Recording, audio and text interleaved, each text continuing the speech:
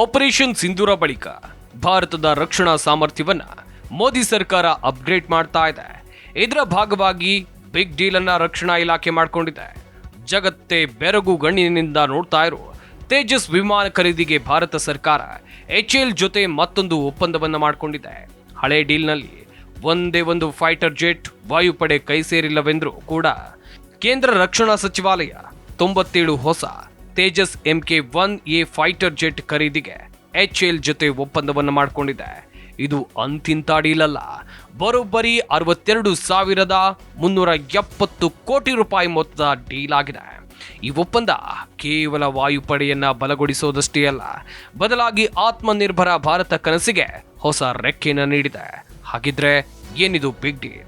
Tejas MK-1A fighter ಜೆಟ್ನ ಫೀಚರ್ಗಳೇನು? ಹಳೆ ಡೀಲ್ನ ಯುದ್ಧ ವಿಮಾನಗಳು ಯಾವಾಗ ವಾಯುಪಡೆಯ ಬತ್ತಳಿಕೆಯನ್ನ ಸೇರುತ್ತೆ? ಈ ಸ್ಪೆಷಲ್ ವಿಡಿಯೋದಲ್ಲಿ ಎಲ್ಲವನ್ನ ನಿಮಗೆ ಹೇಳ್ತಾ ಹೋಗ್ತೀವಿ.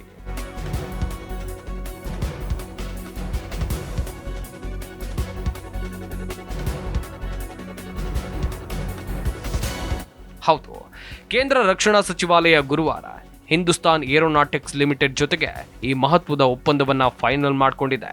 ಈ ಒಪ್ಪಂದದ ಅಡಿಯಲ್ಲಿ ಭಾರತೀಯ ವಾಯುಪಡೆಗೆ ಒಟ್ಟು 97 ಸುಧಾರಿತ ತೇಜಸ್ MK-1A ಲಘು ಯುದ್ಧ ವಿಮಾನಗಳನ್ನ ಖರೀದಿ ಮಾಡಲಾಗುತ್ತೆ. ಇದರಲ್ಲಿ 68 ಫೈಟರ್ ಜೆಟ್ಗಳು ಮತ್ತು 29 2 ಆಸನದ ತರಬೇತಿ ವಿಮಾನಗಳು ಕೂಡ ಇವೆ. ಈ ವಿಮಾನಗಳ ಜೊತೆಗೆ ಬೇಕಾದ ಎಲ್ಲಾ ಸಹಾಯಕ ಉಪಕರಣಗಳನ್ನ ಕೂಡ HAL ವಾಯುಪಡೆಗೆ ಸರಬರಾಜು ಮಾಡಬೇಕಿದೆ. ಈ ವಿಮಾನ ಪೂರೈಕೆಯು 2027-28ರ ಆರ್ಥಿಕ ವರ್ಷದಿಂದ ಪ್ರಾರಂಭ ಆಗಲಿದೆ. ಮುಂದಿನ 6 ವರ್ಷಗಳ ಅವಧಿಯಲ್ಲಿ ಪೂರ್ಣಗೊಳ್ಳಲಿದೆ. ಆದರೆ ಹಳೆ ಡೀಲ್ನ 83 ಫೈಟರ್ ಜೆಟ್ಗಳಲ್ಲಿ ಇದುವರೆಗೂ ಒಂದೇ ಒಂದು ಕೂಡ ವಾಯುಪಡೆಯನ್ನ ಸೇರಿಲ್ಲ. ಈ ಹಿನ್ನೆಲೆ ಡೆಡ್ಲೈನ್ ಎಷ್ಟು ಸೀರಿಯಸ್ ಆಗಿ ಇರುತ್ತೆ ಎಂಬುದನ್ನ HAL ಹೇಳಬೇಕು.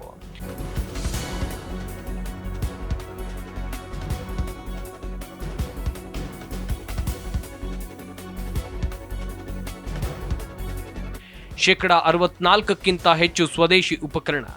ಇನ್ನು ಈ ಡೀಲ್ನ ಅತ್ಯಂತ ಪ್ರಮುಖ ಅಂಶ ಅಂದ್ರೆ ಇದರಲ್ಲಿ ಶೇಕಡ 64ಕ್ಕಿಂತ ಹೆಚ್ಚು ಸ್ವದೇಶಿ ನಿರ್ಮಿತ ಭಾಗಗಳು ಅಥವಾ ಉಪಕರಣಗಳನ್ನು ಬಳಸಲಾಗುತ್ತೆ. ಜನವರಿ 2021ರಲ್ಲಿ ಮಾಡಿಕೊಂಡಿದ್ದ ತೇಜಸ್ MK-1ನಲ್ಲಿ ಬಳಸಿದ್ದಕ್ಕಿಂತ ಈ ಬಾರಿ ಹೆಚ್ಚುವರಿಯಾಗಿ 67 ಹೊಸ ಸ್ವದೇಶಿ ಉಪಕರಣಗಳನ್ನು ಹಾಕಿಕೊಳ್ಳಲಾಗ್ತಾ ಇದೆ ಅಂತ ರಕ್ಷಣಾ ಸಚಿವಾಲಯ ಸ್ಪಷ್ಟಪಡಿಸಿದೆ. ಈ ಮೂಲಕ ಆತ್ಮನಿರ್ಭರ ಭಾರತಕ್ಕೆ ದೊಡ್ಡ ಪುಷ್ ನೀಡೋಕೆ ಕೇಂದ್ರ ಸರ್ಕಾರ ಮುಂದಾಗಿದೆ.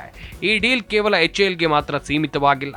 ಸುಮಾರು 105 ಭಾರತೀಯ ಕಂಪನಿಗಳು ನೇರವಾಗಿ ಈ ಯೋಜನೆಯಲ್ಲಿ ಭಾಗಿಯಾಗಲಿವೆ. ಇದು ದೇಶದ ರಕ್ಷಣಾ ಕೈಗಾರಿಕಾ ಪರಿಸರ ವ್ಯವಸ್ಥೆಗೆ ದೊಡ್ಡ ಉತ್ತೇಜನವನ್ನು ನೀಡಲಿದೆ. HALನ ನಾಸಿಕ್ ವಿಭಾಗ 1ರಲ್ಲೇ 2207 ಉದ್ಯೋಗಿಗಳಿದ್ದು, ಅದರಲ್ಲಿ 1188 ತಾಂತ್ರಿಕ ತಜ್ಞರು ಮತ್ತು 395 ಎಂಜಿನಿಯರ್ಗಳು ಈ ಮಹತ್ವಾಕಾಂಕ್ಷೆಯ ಒಪ್ಪಂದದ ಭಾಗವಾಗಿದ್ದಾರೆ.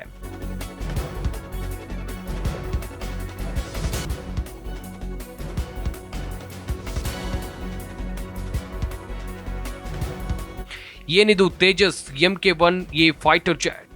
ಇನ್ನು ಕೇಂದ್ರ ಸರ್ಕಾರ HALನಿಂದ ಖರೀದಿಸ್ತಾ ಇರೋ ವಿಮಾನ ಯಾವುದು, ಅದರ ವಿಶೇಷತೆ ಏನು ಎಂಬುದನ್ನು ನೋಡೋದಾದ್ರೆ, ತೇಜಸ್ MK-1A ಫೈಟರ್ ಜೆಟ್ ಮೂಲತಃ ತೇಜಸ್ ವಿಮಾನದ ಅತ್ಯಾಧುನಿಕ ಆವೃತ್ತಿಯಾಗಿದೆ.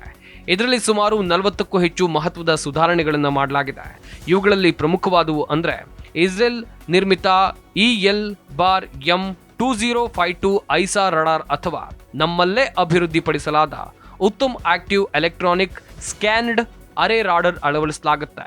ಇದು ವಿಮಾನದ ಕಣ್ಣು ಇದ್ದಂತೆ ದೂರದ ಗುರಿಗಳನ್ನ ನಿಖರವಾಗಿ ಪತ್ತೆ ಹಚ್ಚೋಕೆ ಹೆಲ್ಪ್ ಮಾಡುತ್ತೆ. ಇನ್ನು ಶತ್ರುಗಳ ರಡಾರ್ನಿಂದ ತಪ್ಪಿಸಿಕೊಳ್ಳೋಕೆ ಮತ್ತು ಅವರ ಕ್ಷಿಪಣಿಗಳನ್ನ ದಾರಿ ತಪ್ಪಿಸೋಕೆ ಸ್ವಯಂ ರಕ್ಷಾ ಕವಚ ಅಂಗದ್ನಂತಹ ಅತ್ಯಾಧುನಿಕ ಎಲೆಕ್ಟ್ರಾನಿಕ್ ಯುದ್ಧ ತಂತ್ರಜ್ಞಾನವನ್ನ ಇದು ಹೊಂದಿದೆ. ಅಲ್ಲದೆ ಈ ವಿಮಾನವು ಹಾರಾಟದಲ್ಲಿರುವಾಗಲೇ ಇಂಧನವನ್ನ ತುಂಬಿಸಿಕೊಳ್ಳುವ ಸಾಮರ್ಥ್ಯವನ್ನು ಹೊಂದಿದೆ.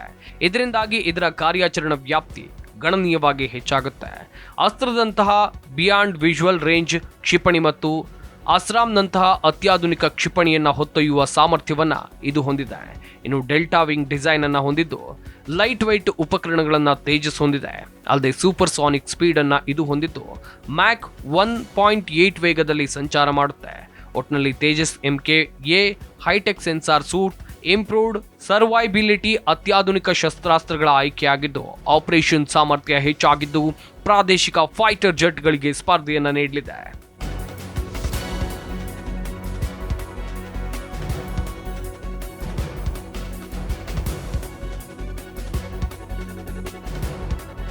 ರಫೇಲ್ ಇರುವಾಗ ಮತ್ತಷ್ಟು ತೇಜಸ್ ಯಾಕೆ ಬೇಕು? ಇನ್ನು ಭಾರತೀಯ ವಾಯುಪಡೆಯಲ್ಲಿ ಈಗಾಗಲೇ ಫ್ರಾನ್ಸ್ನಿಂದ ಖರೀದಿ ಮಾಡಿರುವ ಅತ್ಯಾಧುನಿಕ ರಫೇಲ್ ಯುದ್ಧ ವಿಮಾನಗಳು ಇರುವಾಗ ತೇಜಸ್ ಫೈಟರ್ ಜೆಟ್ನ ಅವಶ್ಯಕತೆ ಏನಿದೆ ಎಂಬುದನ್ನು ನೋಡೋದಾದ್ರೆ ಬೇಕೇ ಬೇಕು. ಯಾಕಂದ್ರೆ ಭಾರತೀಯ ವಾಯುಪಡೆಯ ಸ್ಕ್ವಾಡ್ರನ್ಗಳ ಸಂಖ್ಯೆ ಕಡಿಮೆ ಆಗ್ತಾ ಬಂದಿದೆ. ಇದರ ನಡುವೆ MiG-21 ವಿಮಾನಗಳು ನಿವೃತ್ತಿಯಾಗಿವೆ. ಈ ಹಿನ್ನೆಲೆ ತೇಜಸ್ ಫೈಟರ್ ಜೆಟ್ಗಳ ಮೂಲಕ ಭಾರತ ತನ್ನ ರಕ್ಷಣಾ ಸಾಮರ್ಥ್ಯವನ್ನ ಸರಿದೂಗಿಸಿಕೊಳ್ತಾ ಇದೆ. ರಫೇಲ್ಗೂ ತೇಜಸ್ಗೂ ಹೋಲಿಕೆ ಮಾಡೋಕೆ ಆಗೋದೇ ಇಲ್ಲ. ಆದರೆ ವಾಸ್ತವದಲ್ಲಿ ಇವೆರಡು ವಿಮಾನಗಳು ಪರಸ್ಪರ ಪೂರಕವಾಗಿ ಕೆಲಸ ಮಾಡುತ್ತವೆ.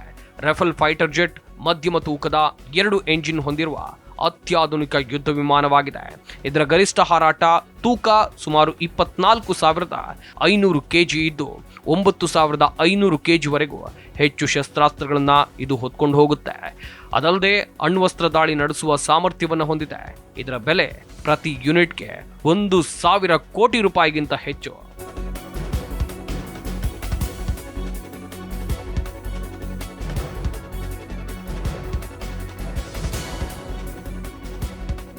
ಇನ್ನು ತೇಜಸ್ MK-1 ವಿಷಯಕ್ಕೆ ಬಂದ್ರೆ ಇದು ಹಗುರವಾದ ಒಂದೇ ಎಂಜಿನ್ ಹೊಂದಿರುವ ಲಘು ಯುದ್ಧ ವಿಮಾನ.